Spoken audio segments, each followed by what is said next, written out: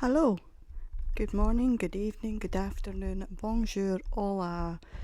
I can't think any other languages at the minute, so all that jazz. Use your jazz hands, you know. So, how are we all? Are we loving life? Are we over it? Are we enjoying this horrendous weather? Right, so obviously it depends where you are in the world and in the UK and wherever. I'm obviously in Glasgow where it always rains, and when it doesn't rain, it's threatening to rain. We're having horrendous weather. I was just at the shops and I said to the woman behind the counter, I genuinely think we're skipping autumn and going straight to winter. I mean, most years we skip summer as well, but we're kind of used to that. Autumn weather gets you ready. It prepares you. I don't like rain. I don't mind being cold. I mean, I prefer not to be cold. I don't like being wet. So, rain, rain, go away, come again another day, or don't. My friend Danielle, who some of you may have heard on here or may have heard me speak about before, she lives in Turkey. I don't know why I said it like that, because that's not even their accent or their word. So she lives in Turkey. Anyway, I don't know, my brain's not braining as usual. And she's always praying for the rain, and I'm always praying for the sunshine. So I don't know how we sort that, because I don't really fancy moving to a kind of summer hotspot, if you want to say it. Party.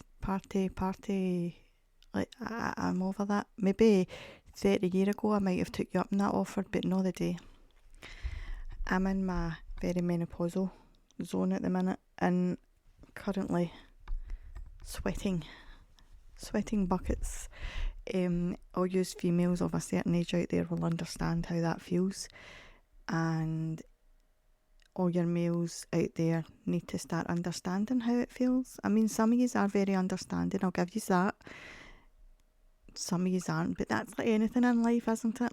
Some people will try and understand somebody else's situation, other people won't. And that's what makes us all unique. That is me putting it nicely. And see, being menopausal, you're lucky I'm putting it nicely, because menopausal women are a whole other breed. I've learned that one. Yeah, that they are very hormonal. So today, what are we talking about today? Well, I was sitting thinking, what is the best thing to talk about? Because I don't want, you know me, I don't like to be too serious too often. Not that my last couple of episodes have been too serious, but obviously we've spoke about babies being born and teenage pregnancies, later life pregnancies, and all different things. And I've got quite a lot more to say potentially on those subjects later down the line. But I thought, all the kids are starting to go back to school in the UK, in America. I think, I don't know. Is Australia on their winter break yet? I know you've got, or was that last month? I don't know.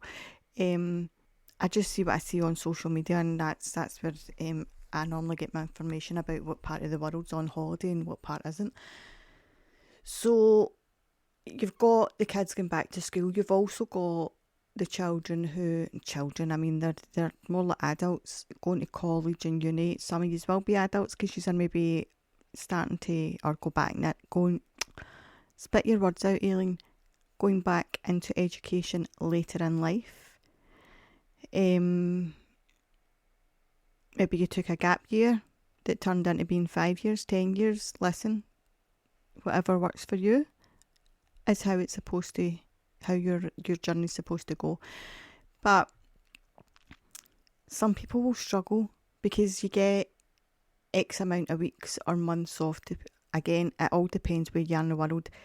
In Scotland, in England, Wales, probably Northern Ireland, I don't know about Ireland, they get, it's almost 2 months. They get about 6-7 weeks off in the summer.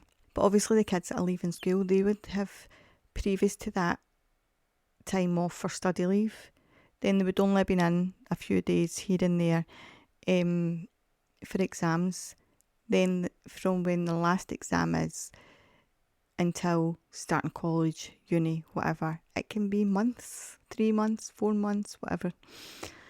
And apart from the fact it being a big change, so regardless of whether they're going back to school, going to college, going to uni, starting a job, whatever it is, change can be hard for some people, especially anybody who is autistic, potentially ADHD, and all these sort of things. Anybody that's maybe got any kind of ailment that affects them day to day. So maybe if they're wearing a hearing aid, if they have to sign, so like using BSL or ASL, whatever, it can be daunting going somewhere new because it's all new people you're meeting. You're potentially anxious already, depending on your personality. Some people just stroll right in, but anybody that has any kind of neurodiverse or any other condition that affects them day to day or hinders them day to day, they'll struggle. I know especially people that are autistic, they struggle with any kind of change, but also, so say for example the 6-7 weeks summer holiday, that's long for them because their routine's out of sorts. So now going back to school, they have to slip back into the routine because they've just had a different routine during the summer holidays. Now they're slipping back into their routine, and although it's a routine that they potentially know, it's again a new routine because it's a new routine from what they've had the last 6-7 weeks. But then you've also got, if they're starting a new school, a new college, a new university, a new job, they'll need to find a new routine because what do they need to leave at the same time? Do they travel the same way? So are they driving? Is somebody driving them there? Are they getting a taxi? Are they getting a bus? Getting a train? Then they need to figure out the route. They need to figure out how long it takes them to get there if it's a different journey. What time do they need to leave? What time do they need to get there? Or will they get there to ensure that they won't be late? What's the best route to get from the bus stop or the train station or the nearest car park to whatever building they're going to? All these different things, and it can be very, very stressful. So one thing I would suggest is doing a few test runs with the person, making sure you've asked them all the questions, any questions that might help them. Speak to the school, the college, the university, the employer, and make sure they know anything that might help support them, anything that might affect them. It could be that they need anxiety aids or some other aid to help them throughout the day. It may be they need to take 5-10 minutes out. They may need to leave class early just to ensure they're not caught up in the sort of hustle and bustle getting either to lunch or out the building, whatever it might be, to the next class. These are all things that most people, especially if you've gone through this journey for a long time, but if you haven't and you're unsure, there's places and people that you can ask the question, and I can help any way I can. Obviously, I have my son who's neurodiverse, he's autistic, another one who's potentially ADHD, but we'll not go to that one because it's not the actual man-child that's the problem. It's the fact that the ADHD brain took over and he took his cell off the list to get tested. But that's a whole other story, and that could be a whole episode itself, so we'll maybe talk about that another day. But there's many things that can trigger them, like all the different sensory issues. If they're getting a new school uniform and it's a different texture from the previous one, or it's not been worn in, so it can feel new. I know that whenever my son was going back to school, one of the things that helped him was, especially with school shoes. Now, all mums know we all buy new school shoes every single year, but what helped him was for at least the first week wearing the old school shoes until we got settled back in. Potentially wearing one of the old polo shirts. My son couldn't wear a shirt and tie, but potentially wearing one of the old polo shirts because it feels, it doesn't feel new and it feels comfortable, feels familiar. When it comes to lunches, do they struggle staying in school for lunch? And I get you might not have an option, they maybe have to stay in school, but could you speak to the school and see if instead of them going into the canteen room, could they go into a classroom or a spare room on their own or with a friend? Because the sensory issues can be very overwhelming in there. Too many lights, too much noise, too many smells, different smells, everybody's shouting at the one time, and it's not really that they're shouting, it's just there's so many voices at the one time it sounds like shouting.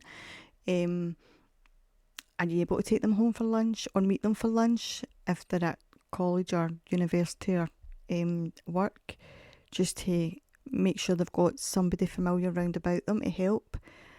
There's a whole list, and obviously everybody's got different issues, so the things that we deal with on a daily basis may be different from what you deal with on a daily basis. So if there is something, and this is where same parents can come together, and a lot do come together, but some people are shy and don't like to ask for help or don't like to tell anybody their business. But honestly, if it's somebody who's going through the same as you, they're not going to spread your business, and they'll be very welcoming to any support you might need.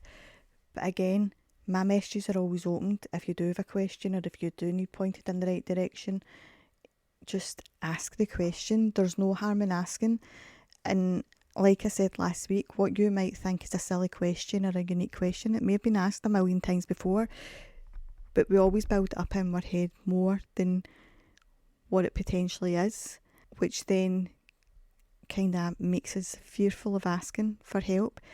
And then you've got the whole, everybody thinks that outside agencies, for example, social services are going to get involved if you don't know. That's not the case. Yeah, they can be involved if you want them to, but not to take your child off you because you don't know what to do for the best at their lunch or the best school uniform to buy them. Because if you're asking the question and you're trying to be the best parent possible and you're trying to do the best for your child or your partner or whoever it may be, and you've got to remember, people don't grow out of autism or ADHD, and they don't grow hearing.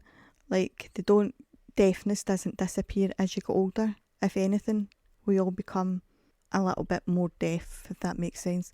I'm trying to think of the words, but we've got the menopause brain. Everybody's hearing starts to get slightly impaired as you get older. Your eyesight, I'll tell you about that later. Your eyesight might get more affected as you get older. So everybody's senses will be affected as you get older, but unfortunately some people's senses and different traits begin from birth, and they need the support now and not when they're my age, or 50 or 60 or 70. I mean, I'm not even 50 yet. Do you know, I went to the opticians the other day. Do you know what they told me? I need varifocals. And I had visions, the ones that looks as if the bottom of your glasses like a magnifying glass. My gran had them, but apparently they're bifocals. So I thought, I'm not walking about with the glasses on my gran more. No harm to Betty. We love Betty. Betty's not here anymore, but we love Betty. But I don't want to look 90. I mean, that poor soul didn't make it to 90. She made it to 89 though. She nearly got there. She just got past her 89th birthday by about a month, just over a month, 5 weeks. But I wasn't ready to hear that. Don't get me wrong, I know my eyesight's worse, but more so when I'm reading. So I thought, I'll go to the opticians and I'll go for my 2 yearly check. I mean, I say my 2 yearly check. The last 2 years I've been there about a dozen times because I get terrible bother with my eyes just now. But apart from putting that aside, I thought they were going to say to me, right, you need a pair of glasses for your everyday, because I need to wear my glasses all day every day because I'm blind as a bat. But you'll also need a pair of readers. reading glasses. And I thought, so I kind of cope with that. But then I thought, that whole changing your glasses on and off, and I mean, I take my glasses off at the minute anyway when I'm reading something tiny and I've got it like right in front of my face. I mean, I do look like an old woman when I'm doing it. My boys laugh at me. But varifocals just sounds more dramatic. I mean, I get it's to save you from having two pairs of glasses and taking them one off and putting the other one on and whatever. But I just felt as if she told me I was heading towards old age. So anybody that's got any sight issues out there, I feel you. Have I ever told you about the first time I went to the opticians? My mum and dad thought I was joking about, I mean, I potentially was joking that I needed glasses, but that backfired on me. So my cousin got glasses, so I wanted a pair. So I told my mum and dad I couldn't read in class. I mean, I never ever looked up at the blackboard anyway, or the whiteboard, or remember they had the projector thing. I never looked up. I just listened to what the teacher was saying and then just sat and talked to my pals. So I couldn't tell you if I could read anything in class.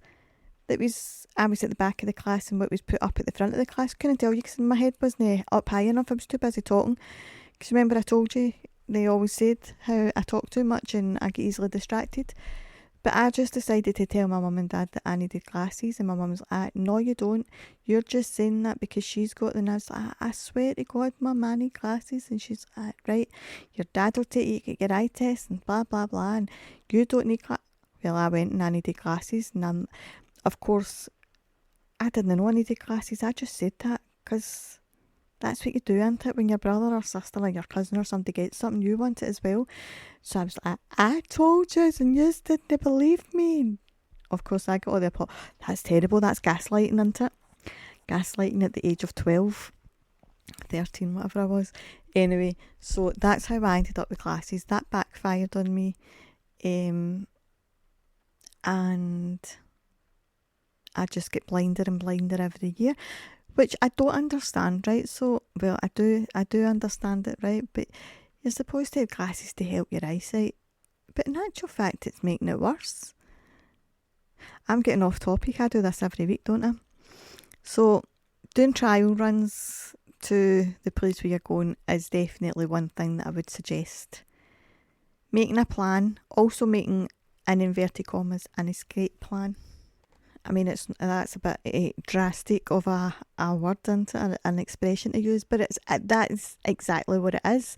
It's like an escape plan for them, because if they get too overwhelmed or things are too much and they can feel themselves about to have a meltdown or start stimming or whatever, they need an escape plan. So what's your escape plan for them? Is there a quiet room they can go to? Is there an additional unit within the school or the college or the university?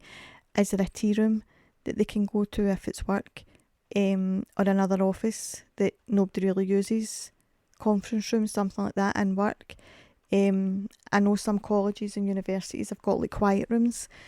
You've also got the things like the library is normally in schools and colleges and universities, so you've got all that. So make an escape plan, but if it's genuinely they need to get out the building, then maybe you might need to make 2 escape plans. We always have plans in place. I normally, if he doesn't know where I am, I normally get an SOS. That's literally what it is. It's come save me, help me. I mean, we're laughing about it. We always laugh about it because it's funny afterwards. It's just not funny for them in the moment. But it's just part of parenting, and it's part of being in a relationship with somebody who has additional support needs, and it's finding the right support for them. Is the right support just being at the other end of the phone? Is it better that you're close by? Do they need to know where you are day to day just to give them a bit of peace of mind and to know that you're not going anywhere and you'll be there within X amount of time if they need you? There's also things, so we've spoke about helping them get back into it, but one of the other things I was going to say, your first few weeks or month or whatever, you might want to build up things like school and work and college and university, depending on how often. I mean, college and university, you might not really be in a full week, so more so school and work, you might ask if you can build that up for the first week or couple of weeks, because again, you're getting back into a routine. So do you want to start on time or whatever, but maybe finish 5 minutes earlier, take an extended lunch break or whatever it is, just to make sure that all the emotions are in place.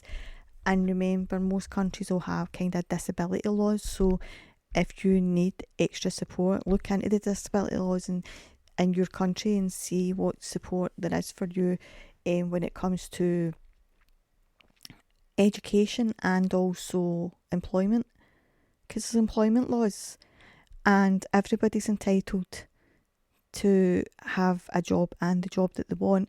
Also, everybody's entitled to an education, but it doesn't mean that you don't need extra support. And if you do need extra support, then they should be willing to give you it.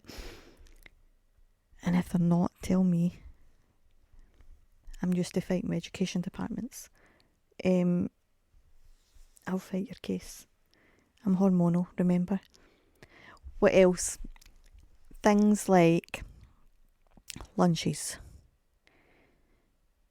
Obviously, if they're staying wherever they are for lunch, then they maybe want to take a lunch in with them, because at least then they know it's something they like and they get to choose it, and ensure you're allowing them to choose their lunches. Pens, pencils, school bags, all these different things. Make sure it's something that's comfortable for them in their hand. And that might sound silly, but you get different textures, haven't you? And for anybody that isn't on any kind of spectrum or isn't neurodiverse, you could just pick up a pencil or a pen or whatever and not even think twice about it. But somebody who has sensory issues, they do think twice about it, because it might not feel right to them. It's not comfortable, the texture, the everything's not right for them, and then it can be very overwhelming, and that'll stay with them that full day and potentially make them unwell, because they'll get so worked up about it, they'll make themselves ill.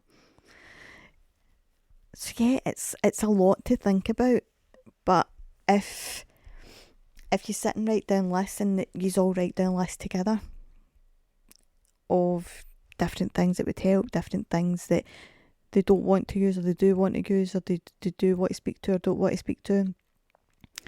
These are all, and again, like I said, as the years go on, it becomes second nature. You'll get used to doing all these things, because that's just part of your life. When that person's in your life, that's part of your life as well. It's a big part of their life, but it's also a big part of your life, for as long as you're supporting that person. So yes, that's my top tips for anybody that struggles going back when their routines are changing, or going back to an education or whatever it may be. I need somebody's top tip to do a sun dance, because this rain is belting down and I can't get any washings dried. That's where my anxiety is at the minute, how I'm going to get through all my washing during the winter. I have this same anxiety every year, because you're like, you're that used to putting the washing out every single day, and some days I hunt washing down. I find things that need washed that don't actually need washed, but I'll put them in the washing, because I love to see a garden full of washing. My neighbours must be like, how much clothes does her and her boys go through every day? She's got about five lines of washing out. I tell you, right, what have I got? 5 lines of washing I would put out every single day.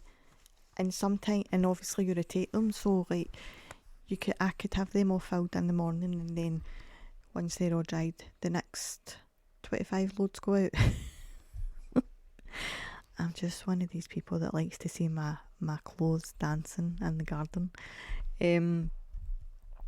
So that's my trauma at the minute, is not getting through my washings. And every day, have I got clean boxers? Have I got clean socks? Have I got anything to wear to work? Have I got anything to wear to college?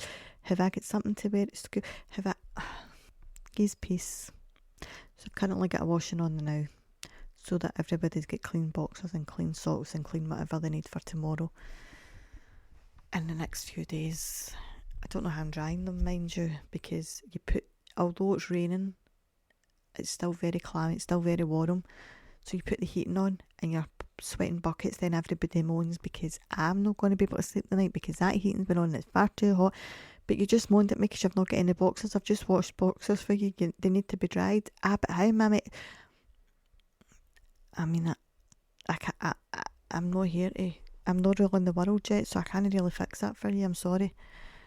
You get rid of the rain and I'll do the rest. Imagine. Do you know, I would love to be like Bewitched, just a wee twitch of the nose, or Mary Poppins, a wee click of the fingers, a clap of the hands and a wee sing song, and everything's done for you. Could you imagine how life would be so much easier? I mean, we'd all be so lazy, but yeah, that sounds like heaven on earth to me. So what's everybody getting up to in the next week? What day is this? Right, I've not bought my Christmas tree yet. I never got out. I went to Costco the other day and got lost in it for about 4 hours and spent too much money, as usual. And I'm going round and I'm taking pictures of all the Christmas stuff and I'm sending it to my son. I'm like, what about this for when we get a new house? And he's going, no. And I'm like, well, what about this? Do you want me to get that? Do you want me to get this? Do you want me to get that? And they're like, no, can you just stop your nonsense, mother? So I seen this. It's like the old-fashioned street lamp. It's beautiful. It's Christmassy. It's in the Christmas range. So I said, I could buy this for outside our new house we've not got yet. And I just got, nah. Or no. So, and then I put it on Facebook and said to my pal, well, everybody on my Facebook, I said, right, so I seen this the other day and the boys won't let me buy it, so if one of you encourage me, I'll buy it and you can get the blame. So one of my pals absolutely loves Christmas. She'd be in her Christmas bubble 365 days a year, 366 if it was a leap year. She said to me, go buy it. She's been looking at buying it as well. But realistically, I'd need 2. You'd want one at each side of your door. But I don't have my house yet. That's the problem. This is where the problem lies. But I still need to go and buy my Christmas tree. But I've potentially found a Christmas tree. I just need to go and look to see if it's as nice as it looks in the photo.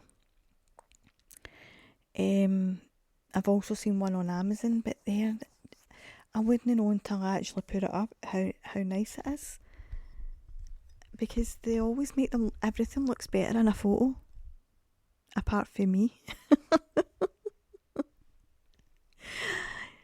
Not me. Do you know how everybody's always got their good side and their bad side? I don't know that I've got one of them. Yeah, not the day anyway. Today I look as if I've been dragged through a hedge backwards, through under a lorry, reversed over, kamikazed, kicked to the curb and left there and then walked home. That's how I look the day. I look awful because I never slept last night because I was too hot. My legs were sore. We've got our first appointment on Saturday. We're going to neurology. So let's see what they've got to say for themselves. Then in 2 weeks' time, I've got another appointment at the hospital. So let's see what they've... So hopefully I'll have some answers within the next couple of months and potentially be on the right medication and hopefully not be in as much pain and everything else hopefully starts to settle down at that point. So, and then that means that I'll not miss as many episodes, or I won't miss any episodes, and episodes hopefully won't be late because hopefully we'll have a body that feels the age it's meant to feel and not double the age it's meant to feel. Oh dear, what can the matter be? So I've been writing my list of episodes. Did anybody see my social media this week where I have had a brainwave. Do you own a charity, work for a charity, have a charity, have a favourite charity? Is there a charity that you use? Is there a charity that you raise money for? Anything to do with charity that's to do with helping people, regardless of whether it's to do with addiction or gambling or disability, age, anything at all that helps people. I'm looking for somebody to come on and talk about charities, their charity, their preferred charity, whatever it may be. Give us some information about it. How can people find you? What do you do? How do you raise your money? All these different things, and let's get the word out there about, because obviously we know about a lot of charities, all the bigger ones that have been around for like 50 years, but there's always new charities as well. And listen, even if you are one of the bigger ones that's been around for 50 years, that's not to say that you can't come on and talk about yours as well, because I'm sure there'll be information that some of us or most of us won't know about yours as well, apart from the fact that you might help do cancer research, or you might help with baby loss, all these different things. But it doesn't mean that we can't still learn from you, and it doesn't mean that you don't still need some exposure. So let's get some charities on, or people talking about charities, and let's get the word out there together, and let's all just kind of help each other, because that's what this life should be about, is all of us coming together and helping each other, rather than everybody fighting against each other and thinking, I'm not going to help you because then that means that you might do better than me, or it's taking time away from me helping myself, or whatever else. We can all help each other and still get to where we want to be. Let's stop the nonsense. I feel like I just say that all the time. Stop your nonsense. Stick it. Had to pause for 10 minutes there because my son came in and he thought he could catch me out, and then I say something that he's like, how do you know? So I don't know whether I should tell you. We've got that sense of humours, and listen, nothing's sacred. Nothing's sacred. Nothing's too far in this house, right? So I bought these things. I just told you I went to Costco. I bought watermelon plums at Costco. Now, I've never had watermelon plums, and it was the first time I think I'd seen them there. Anyway, in my head, they were going to taste like watermelon and have the texture of watermelon on the inside. They don't. They're just the colour of watermelon and taste like a plum. Anyway, so he was moaning at me because it was a big massive box of them I bought, and I'm saying it's the only size of box they had. And as a bit into it, he was like, I don't even know what these are meant to taste like, or if they're alright to eat. So I was explaining to him, and he went, that's not how that works. Now, basically, if they feel like listen, if you're an old man or an older man, don't take offence to this, right? This was me just trying to embarrass my son. I'm just putting that out there. I says, well, if they feel like an old man's balls, bollocks, testicles, then they're probably not alright to eat. And he's like, eh? I says, well, all wrinkly and everything. And he went, all boys are wrinkly. And I says, but an old man's is like more wrinkly. It's just like a big bit of skin hanging down. He's like, how do you know? Try to be smart. And I went, because I've seen an old man's boys. And then he walked away from me. He was raging. Sorry, DMI. I'm not saying I've seen an old man's bollocks, but I like to embarrass my son because he tries to embarrass me. And what he needs to remember, and he's not learned this yet, and he's 26 years on this life, his 26 years of existence out of my hoo-ha, he has still not learned that I will always go lower and I will always embarrass you more. So suck it up, buttercup. I win again. So yes, he'll be away into work tomorrow and he'll be like, oh my god, you know what my mum said to me yesterday? She said she's seen an old man's boys. Sorry, that's a very Scottish slang way of saying testicles. But yeah, and then he'll go and tell his gran what I said, and then I'll get into trouble, and Helen will get told to wished, shut up, get your beak out of it. So yes, back to life, back to reality. Let's get back to business. So if you do have a charity, in fact, you might have a charity to do with testicles, testicular cancer and things like that. So maybe that was actually why I was meant to tell you that story. So yeah, if you do have a charity and you do want to come on and kind of give out information, tell us how you can help people, tell us how we can help donate or what we can do to help you. You'll not only get to speak about it on the podcast, we'll also advertise you on all our social media platforms for that month that you're on. So say for example, you come on at the start of December, you'll be on the social media as a whole of December.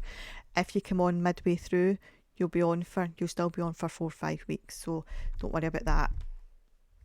You'll get a full month on socials, put it that way. But yeah, it's about everybody coming together and everybody supporting each other and helping each other. And I think that's something that we all need to learn to do more. Because how many times do you hear, be kind, be there for each other, do this, do that, do it, and all these positive quotes, but how many people are actually following through with what they're saying? How many people are actually trying to help others? Like, you get people who will take and not give anything back. And I'm not saying you expect anything back, but what I mean is you'll only ever hear from them when they want something, but they don't really communicate with you in between times. Or you don't hear from them as much. And many of us are quite bad at not asking for help and support. People aren't psychic. Nobody's psychic. Well, I mean, some people say they're psychic. There will be some people out there who potentially are psychic, but the majority of us aren't psychic. We can't read your thoughts when you're not around us. So if we can't see the worry on your face or the pain in your eyes, and you're not telling us how you're feeling, then how are we supposed to know? And yeah, we can check in with people, but it doesn't always come across in your tone of voice over a phone. Just bear that in mind. But at the same time, check in with people. Like, I've got friends who I would constantly check in with, and then it was getting to a point I would only ever speak to them if I was checking in with them and whatever else. And I just think the friendship's supposed to be 2 ways, not just one way. So that can be quite hurtful when you're the one that's doing all the checking in, or you're the one that's doing all the helping, and people just think because you're the one that is asking if everybody's okay, or because you're the one that's helping others, or you look as if you're the strong one, everybody presumes you are, and that's not always the case. And I'm not saying I'm not strong. I'm strong. I'm very strong-willed. But we all have breaking points, and we all have points where it would be nice if somebody said to us, are you okay? Even if you are okay, just somebody saying to you, are you okay? Then you know somebody cares. Then you know that that friendship isn't a one-way street. It's 2 ways. Not just, and I don't just mean with friends, I mean with family as well. Listen, I get my mum into trouble for this all the time because she's bad for it. She expects people, or she waits for everybody else to phone her. And I keep saying to her, but you've got a phone there, you can pick that phone up. And she's always getting an excuse, oh, I don't want in case they're busy. Well, if they're busy, they're not going to answer the phone to you and they'll phone you back. Like, friendships, and I say to her as well, friendships 2 ways, it's not just one way. So you can't moan that somebody's not phoned you when you've not been phoning them either, because they're probably feeling as if they're doing all the work. That's my rant. Sorry. My rant for the day. So it's Wednesday night this is going out, and which means that tomorrow and Friday I will be mainly telephone calls, Zoom calls, and on social media. I need to try and go onto social media more, so I'm going to try and put some time away throughout my day on a Thursday and Friday, because I spend a lot of my time in my car on a Thursday and Friday on calls and on video calls and phone calls. I'm going to try and put some time aside to do my social medias and potentially go on live days. If I can't go on any of the other days, I need to start going live again. I've not done it for ages, and I think the longer you do it, and the longer you don't do it, the more you put it off. Or you find something else to fill the time where you could be doing something more productive. So yes, that's the plan for this week, but it also depends on a few other things.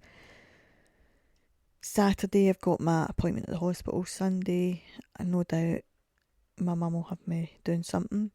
I would quite like it to be a day of rest, but I don't seem to know what that is. Even if I did have a day where I was doing nothing, I'd potentially end up doing something. I'm trying to think if I've got anything else. I want to go and get my hair cut, but I don't. I'm holding off at the same time because I don't know if... So do you remember I went and got it all cut? I don't know if you might not know that. I got it, so it was like halfway down my back, and then I got it cut up into a bob, like kind of shoulder length. I did want it slightly shorter, but because of the style I wanted, I need to wait for bits to grow out a wee bit. But now that I'm at the point where I could probably get the style that I wanted, I'm like, do I still want that? So I'm holding off to 100% decide what I want. I might colour my hair this week, and I might not. That takes an awful lot of effort for me. Even though I just do it myself. It's the whole rigmarole, isn't it? And colouring my hair is as bad as painting the house.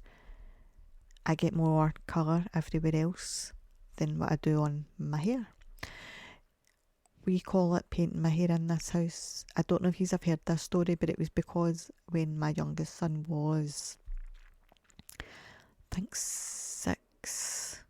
5 or 6, something like that, and he went to his friend's houses. I was going to the hairdressers, and his friend's mum said, listen, don't rush back. Just go take your time, get your hair done, get whatever you want done. I'll pick him up, and then just you come to me later on or whatever, and I'll feed him. And I was like, right, okay. So I goes up, but I had been blonde, and I'm sure I went auburn at that point. And I was sitting in the living room in his friend's house, and he ran in the living room, then he ran back out, and then he ran in, and then he ran out, and then he ran back in. Do you know that way? He had to keep looking at me. He's like, Mum. And we all burst out laughing. I'm like, I said, she like my hair? And he's like, what happened to it?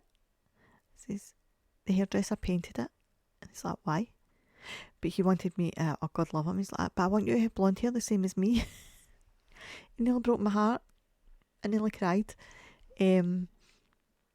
So yeah, that's how we ended up calling it painting my hair rather than getting it dyed or getting it coloured. We paint my hair. And I've just always said that now. I just always stick to it. I can hear my washing machine. It's not quite finished yet. Oh, I'm going to be sweating tonight. I'm going to be able to sleep because I need to put the heating on to put the dry boxers. Does anybody have the clothing air dryers, whatever you want to call them, that you actually plug in? The electric ones do the work, because in my head, surely only the bit on the heated bit dries. I don't know. I quite fancy getting one. I seen one the other day, and then my pal was like, no, don't buy that one, you can get them a lot cheaper. And I was like, but do they actually work? Do they dry your clothes, or do they just dry bits of it and the rest of it stinks? My new car's brilliant. I'm now getting used to it. Still not quite mastered the driving into a parking space when there's a car at each side of you. We've not quite mastered that bit, but I can reverse into a parking space, no bother with a car at each side of me, just not driving forwards. I just cannot judge the size. I'll get there. I mean, I've not even had it a month yet. I've had it, 3 weeks? So we'll get there. Anybody wants to teach me how to park my car? I've only been driving for nearly 30 years, but do you want to teach me how to park a car? Deary me. So yeah, that. We just missed out in the house. I think I told you that last week. There's been nothing else up. And I need to go and buy my Christmas tree that I was meant to buy at the weekend, but got lost in Costco. What else did I get in Costco? There was a couple of good deals on books. But It's the usual, isn't it? You go down for the water, everybody's like, you can walk around. There's always certain points at Costco. If anybody's been to Costco or goes to Costco on a regular basis, you'll know there's certain points that are always busy. So the bakery and the sort of fresh meats and things like that, that bit's always busy.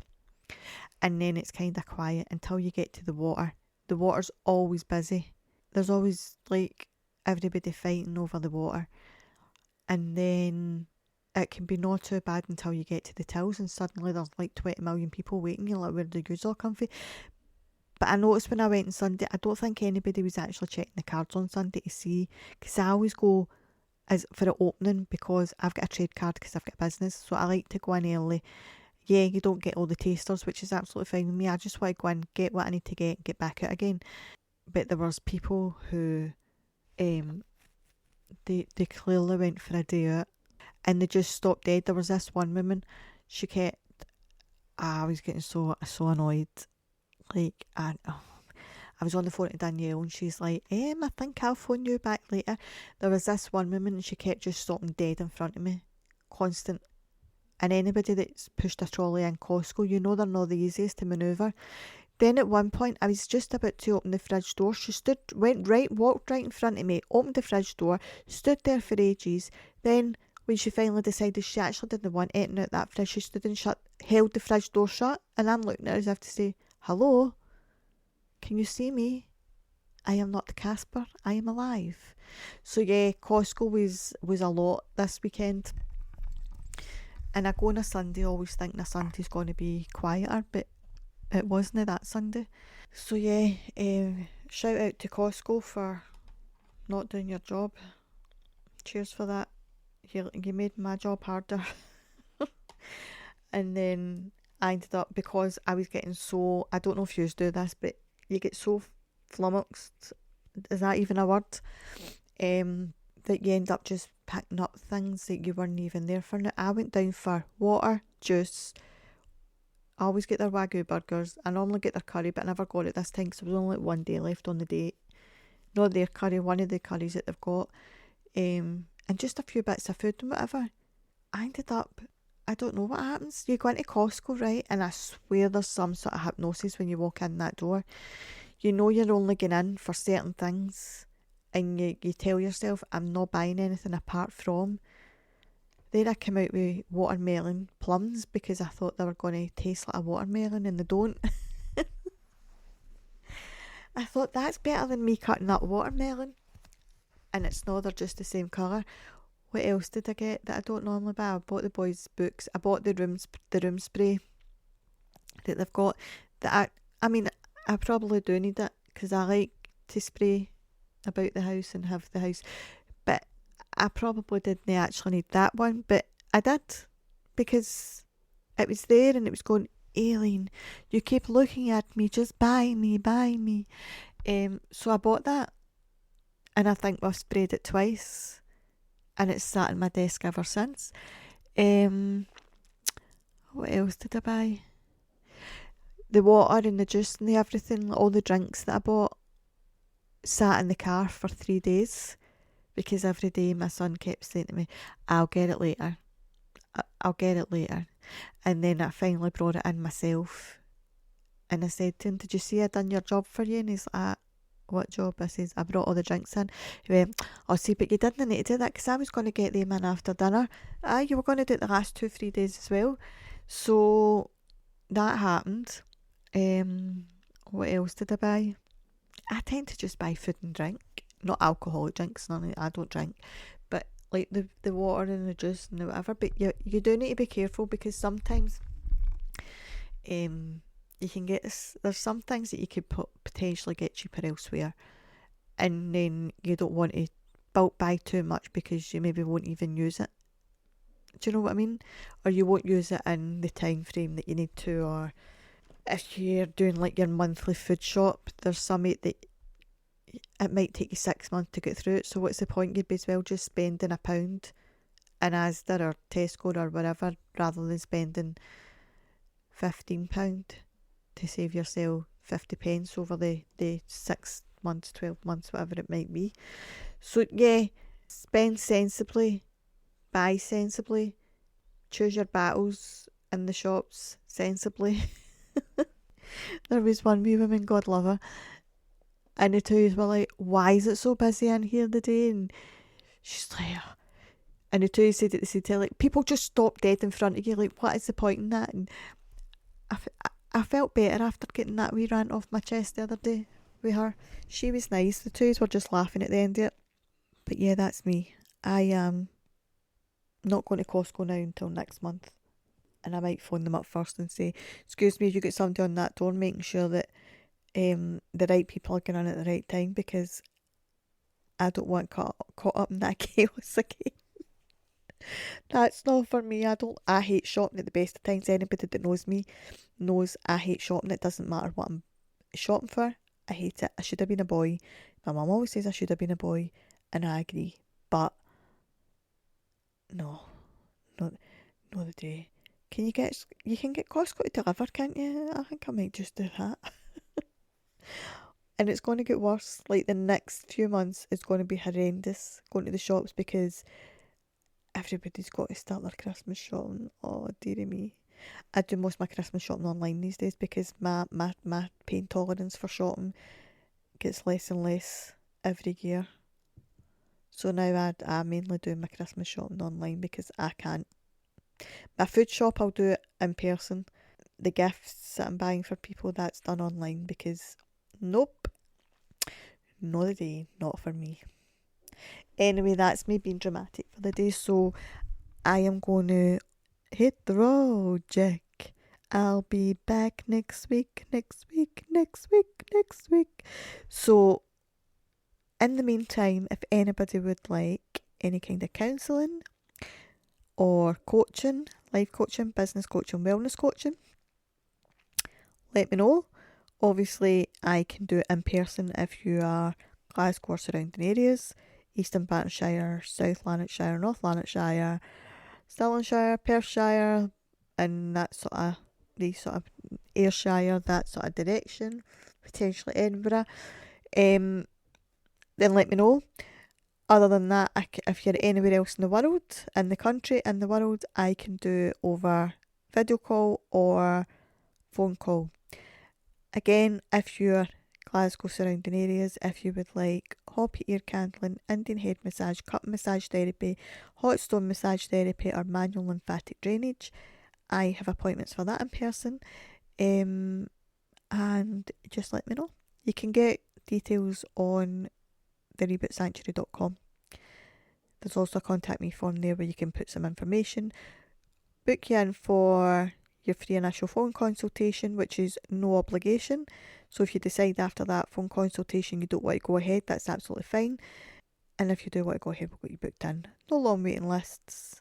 And that's all to say about that. If you would like to come on the podcast and talk about your story, or if you've got a topic you'd like me to talk about, or if you're one of the charities that we were talking about earlier that would like to come on and talk, or like me to talk on your behalf, write in to rebootyourthoughtspodcast@gmail.com and we'll have a wee conversation, get you sort out what it is you're looking for. If you would like to sponsor or advertise on the podcast, again, it's just rebootyourthoughtspodcast@gmail.com. And if you send me your contact details, then I will phone you and we can talk through things. But for now, I am going to go and potentially annoy my boys, or they might annoy me. We'll see who wins. And I will speak to you all soon. Take care. Enjoy your week. Bye bye.